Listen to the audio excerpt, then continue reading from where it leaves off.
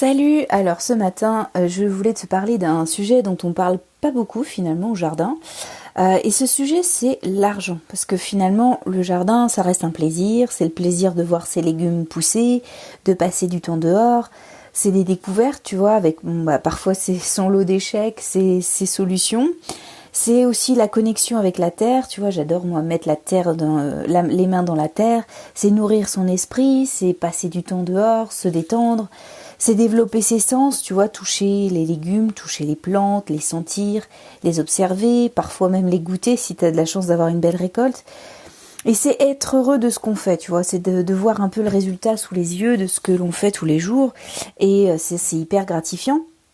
Et pourtant, dans tout ça, dans tout ce que je viens de te dire, l'argent n'apparaît pas. Le concept d'argent, de monétisation n'apparaît pas. Et pourtant, lorsqu'on démarre, on se dit que c'est plus avantageux de cultiver soi-même. On se dit que ça valait le coup quand on voit son panier rempli de légumes, quand on quitte son potager. On se félicite quand on voit le prix du kilo de tomates au magasin et que soi-même, on a ramassé, pas plus tard qu'hier, un gros kilo de tomates. Et on a bien raison de penser comme ça. Parce que l'argent ne veut pas être la seule source de motivation au jardin, mais elle complète notre passion. C'est un petit peu comme la cerise sur le gâteau dans ton potager, et c'est pas négligeable. Et au-delà des légumes que tu cultives, au-delà de la qualité, parce que je dirais même que c'est de l'ultra qualité dans ton jardin. C'est fait chez nous, c'est fait avec nos mains, c'est notre savoir-faire, c'est notre terre, c'est notre façon de cultiver, c'est notre mode de vie. Et ça, c'est déjà une première façon de rentabiliser son potager, parce que on fera toujours mieux dans nos potagers, dans nos jardins, que dans les magasins.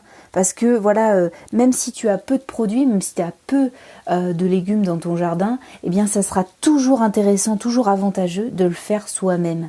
Ta tomate, elle aura toujours un meilleur goût dans ton jardin que dans les magasins, même s'il y a des efforts qui sont faits de leur côté pour te proposer des variétés anciennes, pour te proposer d'autres façons de fonctionner, d'autres façons de cultiver.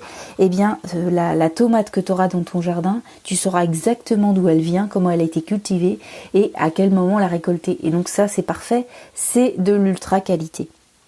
Et donc on ne peut pas réellement parler de rentabilité quand on parle d'ultra qualité. C'est un peu comme ton artisan du coin. Tu peux pas, si tu compares, je sais pas moi, un fabricant de meubles, un artisan qui fait de l'art avec sa création de mobilier, et que tu compares à Ikea, on n'est pas sur le même plan d'égalité. Là c'est pareil. Tu compares tes légumes qui sont vraiment de l'ultra qualité avec les légumes qui sont dans un magasin. On a deux mondes là, on a deux mondes qui se confrontent, et donc ça sera toujours intéressant de faire soi-même. Ensuite, tu peux choisir des légumes qui sont intéressants pour toi.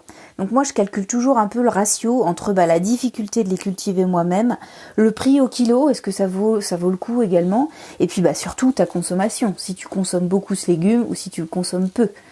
Je vais te donner un exemple, moi je cultive pas du tout le fenouil, le butternut et les haricots. Parce que c'est des choses, tu vois, le butternut prend beaucoup de place et j'en mange très très peu. En plus, ma mère m'en donne parce qu'elle a un terrain énorme, donc elle, ça lui coûte pas d'en faire pousser chez elle. Mais moi, si tu veux, un butternut va me prendre beaucoup de place et je vais en manger un, voire deux dans l'hiver, tu vois, et encore. Parce que je vais plus avoir grand chose à manger chez moi et que je vais me dire tiens bon allez je vais pas le perdre, je vais faire un potage avec. Le fenouil c'est pareil, c'est pas un légume que je cultive beaucoup parce que j'en consomme pas dans mon assiette. Et pareil pour les haricots verts, ou ça demande pas mal de travail et c'est pas le légume que je vais cultiver naturellement chez moi. Donc je pars toujours de mon assiette, de ce que toi tu consommes le plus, et à partir de là tu vas sortir les légumes qui sont rentables pour toi. Je vais te donner également l'exemple de ma situation. Je suis une très grande consommatrice de salade, donc salade verte de tous les styles.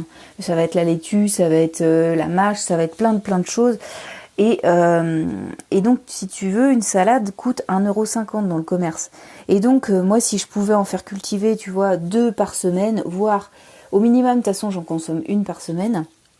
Et donc, mon sachet de graines, il m'a coûté 3,50 € pour environ 100 graines. 100 graines de qualité qui sont reconductibles. Et le temps que ça me prend en moyenne, Une salade, ça va me prendre, tu vois, 1 mois et demi à peu près pour la cultiver si le temps est plutôt au beau fixe pour moi. Et donc ça peut valoir le coup parce que je suis une grosse consommatrice, que je vais faire des actions qui vont être rentabilisées rapidement. Si vraiment on parle en termes d'argent et que je consomme environ une salade par semaine, tu te rends bien compte que mon sachet il est rentabilisé rapidement. En plus de ça, quand tu commences à avoir le coup et que tu sais les gestes et le temps que tu vas passer sur tel ou tel légume, eh bien tu vas rentabiliser beaucoup plus puisque tu vas savoir exactement quelle action mener, quand la mener, quand arroser, quand cultiver, quand récolter. Donc tout ça, ça va être facilité par le fait que tu vas faire des actions qui sont répétitives, mais qui sont intelligentes et mûrement réfléchies et qui sont faites à des instants précis. Et c'est ça qui va être rentable dans ton jardin. Donc voilà ce que je voulais dire aujourd'hui. Il y a plusieurs manières de rentabiliser. Je crois que je pourrais t'en parler pendant des heures.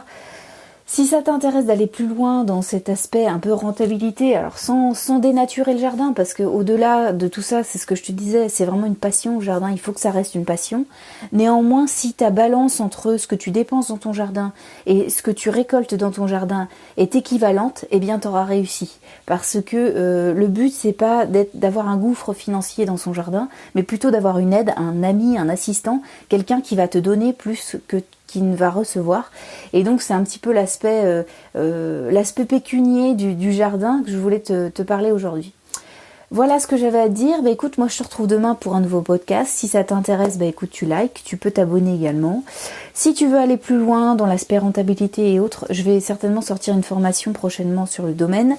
Ça sera en lien avec ce podcast. Donc je pense que je vais en faire un demain sur également l'aspect un peu plus rentable. Je vais aller plus loin dans la rentabilité au jardin. Donc si ça t'intéresse, n'hésite pas à liker ou à t'abonner, comme ça je saurai que ça peut intéresser du monde. Voilà, bah écoute, moi je te retrouve demain et puis bah jardine bien. Aujourd'hui le ciel est super clément, donc je pense que je vais jardiner un petit peu ce matin. J'espère que chez toi aussi c'est clément et que tu vas pouvoir faire ce que tu veux dans ton jardin. Voilà, bah je te dis à demain et puis bah jardine bien. Salut.